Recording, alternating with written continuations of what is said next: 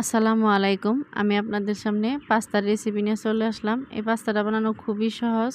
আপনারা খুব অল্প সময়ে এই পাস্তা বানিয়ে বাচ্চার টিফিনে দিতে পারবেন। আপনারা কিভাবে বানাবেন দেখতে থাকুন। এখানে আমি পানিটা গরম করতে দিয়ে দিছি। পানিটা যখন বলক চলে আসছে তখন আমি পাস্তাগুলো এভাবে ঢেলে দিব। পাস্তাটা আমি এভাবে ঢেলে দিছি, সবগুলো পাস্তা দিয়ে আমি কিছুক্ষণ এভাবে সিদ্ধ করে নিব। আমি কিছুক্ষণ সিদ্ধ করে একটা ছাঁকনির মধ্যে এভাবে নামিয়ে নিছি। তারপর আমি উপর দিয়ে কিছু ঠান্ডা পানি দিয়ে দিছি। দিয়ে আমি আবার একটা কড়াইতে তেল দিয়ে দিছি। তেলটা গরম হতে দিয়ে আমি এখানে 2টা ডিম ফেটিয়ে নিব। আমি সামান্য লবণ দিয়ে দিছি। লবণটা দিয়ে তারপর আমি এভাবে ফেটিয়ে নিছি। তারপর ডিমগুলো আমি এভাবে ঢেলে দিব। ডিমটা ঢেলে দিয়ে আমি কিছুক্ষণ এভাবে নাড়াচাড়া করে নিব। এভাবে করে কিছুক্ষণ নাড়াচাড়া দিয়ে ঝুরি করে নিব। ঝুরি করে একবারে এভাবে করে আমি একটা প্লেটে উঠিয়ে রেখে দিব।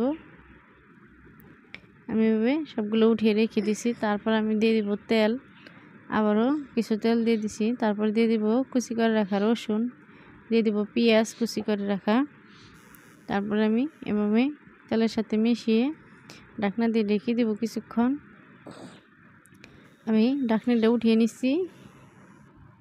তারপর দিয়ে দিব কাঁচামরিচ কুচিটা দিয়ে আবারও এভাবে কিছুক্ষণ মিশিয়ে যখন নরম হয়ে আসবে, পেঁয়াজ মরিচটা যখন নরম হয়ে আসবে তখন আমি এখানে গুঁড়া মশলা দিয়ে দেব হলুদের গুঁড়া, দিয়ে দেব ধনিয়ার গুঁড়া হাফ চামচ জিরার গুঁড়া দিয়ে আমি আবার মশলাটা এভাবে কষিয়ে নিব। তারপর স্বাদ মতো লবণ দিয়ে দিব। লবণটা দিয়ে আমি আবারও মিশিয়ে নিব কিছুক্ষণ।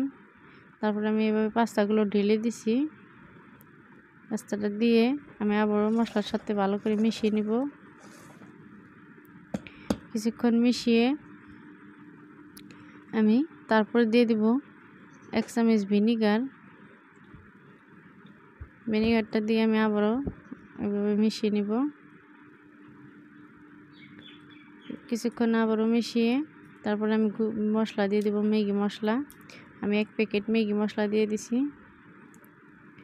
আর দিয়ে দিব ডিম, ঝুরি করে রাখা ডিমগুলো, সেগুলো দিয়ে দিছি। দিয়ে আবারও আমি কিছুক্ষণ এভাবে মশলাটা মিশিয়ে তারপরে আমি দিয়ে দিব টমেটো সসটা দিয়ে আমি আবারও কিছুক্ষণ এভাবে মিশিয়ে, এটা বানানো খুবই সহজ। আপনারা বাড়িতে থাকা উপকরণ দিয়েই খুবই অল্প সময়ে এই পাস্তা বানিয়ে নিতে পারবেন। তো আমার পাস্তার রেসিপিটা আপনাদের কেমন লাগলো অবশ্যই আপনারা লাইক কমেন্ট শেয়ার করতে ভুলবেন না। আল্লাহ হাফিজ।